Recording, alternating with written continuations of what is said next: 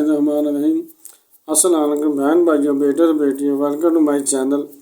آج کی ویڈیو کا عنوان ہے کہ ایک عجیب و غریب مریض۔ آج کی ویڈیو بہت اہم ہے، اس لیے اگر آپ میرے چینل پر نئے ہیں تو میرے چینل کو سبسکرائب کر دیں اور بیل کو دبا کر آل پر کلک کر دیں تاکہ میری آنے والی ویڈیوز اچھی سے اچھی آپ کو ملتی رہیں۔ تو چلیں دیکھتے ہیں اس ویڈیو میں کہ عجیب و غریب مریض کون سا ہے۔ منقول ہے کہ حضرت سیدنا یونس اللہ نبینا علیہ السلام نے حضرت سیدنا جبریل امین اللہ نبینا علیہ السلام سے فرمایا، میں روئے زمین کے سب سے بڑے عابد یعنی سب سے بڑے عبادت گزار کو دیکھنا چاہتا ہوں۔ حضرت سیدنا جبریل امین اللہ نبینا علیہ السلام علیہ السلام کو ایک ایسے شخص کے پاس لے گئے جس کے ہاتھ پاؤں جزام کی وجہ سے گل سڑ کر جدا ہو چکے تھے، اور وہ زبان سے کہہ رہا تھا، یا اللہ عز و جل، تو نے جب تک چاہا ان اعضاء سے مجھے فائدہ بخشا اور جب چاہا لے لیا، اور میری امید صرف اپنی ذات میں باقی رکھی۔ اے میرے پیدا کرنے والے، میرا تو مقصود بس تو ہی تو ہے۔ حضرت سیدنا یونس اللہ نبینا علیہ السلام نے فرمایا، اے جبرائیل، میں نے آپ کو نمازی روزہ دار شخص دکھانے کا کہا تھا۔ حضرت سیدنا جبریل امین اللہ نبینا علیہ السلام نے جواب دیا، اس مصیبت میں مبتلا ہونے سے قبل یہ ایسا ہی تھا، یعنی یہ بندہ بھی ایسا ہی تھا۔ اب مجھے یہ حکم ملا ہے کہ اس کی آنکھیں بھی لے لوں۔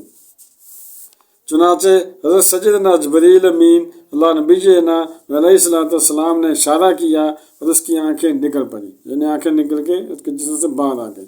مگر عابد نے زبان سے وہی بات کہی، اس اللہ کے بندے نے، یا اللہ عز و جل، جب تک تو نے چاہا ان آنکھوں سے مجھے فائدہ بخشا اور جب چاہا انہیں واپس لے لیا۔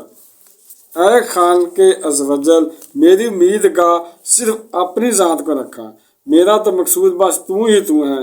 حضرت سیدنا جبریل امین اللہ نبینا علیہ السلام نے عابد سے فرمایا، او ہم تم باہم مل کر دعا کریں کہ اللہ عز و جل تم کو آنکھیں اور ہاتھ پاؤں پھر لٹا دے اور تم پہلے ہی کی طرح عبادت کرنے لگ جاؤ۔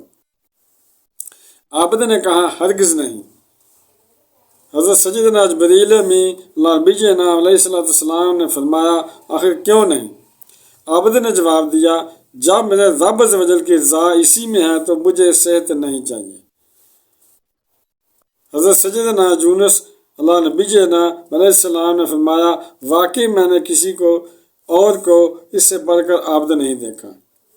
حضرت سیدنا جبریل امین اللہ نبینا علیہ السلام نے کہا، یہ وہ راستہ ہے کہ ذات الہی تک رسائی کے لیے اس سے بہتر کوئی راستہ نہیں۔ اللہ عز و جل کی ان پر رحمت ہو اور ان کے صدقے ماری بے حساب مغفرت ہو۔ سبحان اللہ، صابر ہو تو ایسا۔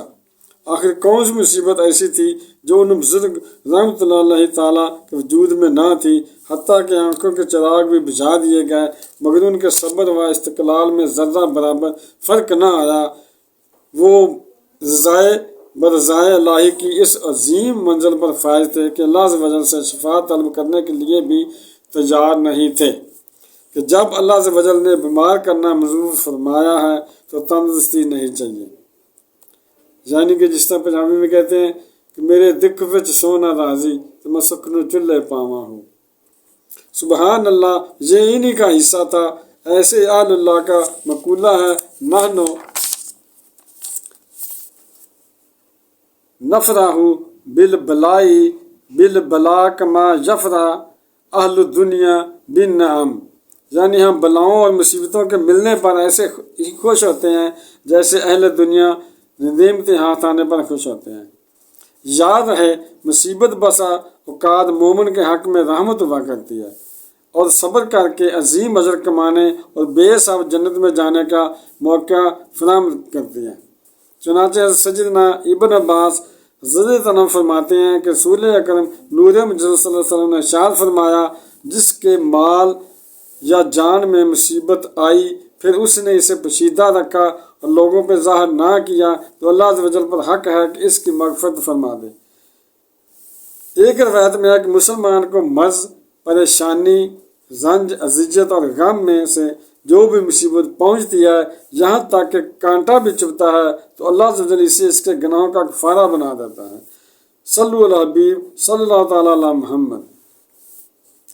نبی کریم صلی اللہ علیہ وسلم رؤوف رحیم صلی اللہ علیہ وسلم کا فرمان علی شان ہے، جس نے اپنے ایک بچے کے مر جانے پر صبر کیا، اللہ عز و جل اس کے لیے اس کے نام و مال میں احد پہاڑ کے وزن کے برابر اجر لکھ دیتا ہے۔ اور جس نے 2 بچوں کے مر جانے پر صبر کیا تو اللہ عز و جل قیامت میں اسے ایسا نور عطا فرمائے گا جس کے آگے آگے ہوگا، اور محشر کی ظلم و تاریکی میں اس کے لیے روشنی کرے گا۔ اور جس نے اپنے 3 بچوں کے مر جانے پر صبر کیا تو جہنم کو عبور کرتے وقت اس کے لیے جہنم کے دروازے بند کر دیے جائیں گے۔ اور جس نے اپنی ایک آنکھ ضائع ہونے پر صبر کیا تو وہ شخص اللہ عز و جل کا دیدار سب سے پہلے کرے گا۔ اور اللہ عز و جل یعنی نبینوں کو خلعت خاص سے نوازے گا، اور تمام مصیبتوں سے پہلے ان کے لیے جھنڈے لہرائے جائیں گے۔ اور جس نے اپنی دونوں آنکھوں کے ضائع ہونے پر صبر کیا تو اللہ عز و جل اس کے لیے عرش کے نیچے گھر بنائے گا، اور اس کے لیے ایسی بادشاہت ہوگی جس کی کوئی تعریف نہیں کر سکتا۔ بہنوں بھائیوں، بیٹوں اور بیٹیوں، اگر آپ کو میری یہ ویڈیو پسند آئی ہے تو اگر ابھی تک آپ نے میرے چینل کو سبسکرائب نہیں کیا تو لازمی سبسکرائب کر لیں اور بیل کو دبا کر آل پر کلک کر دیں، اور ملتے ہیں انشاءاللہ نیکسٹ ویڈیو میں۔ السلام علیکم، خدا حافظ۔